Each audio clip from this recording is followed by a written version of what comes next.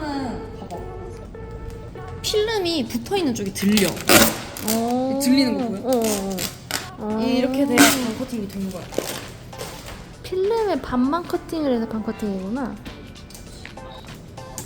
커팅을 했잖아. 기스 같은 게 안 보여. 그리고 랩핑지는 엄청 얇기 때문에 잘못 실수를 하면 바로 티가 나거든. 열받고 이런 거 벌어지니까. 열. 이런 걸로 반 커팅이 되냐 안 되냐를 확인할 수 있지.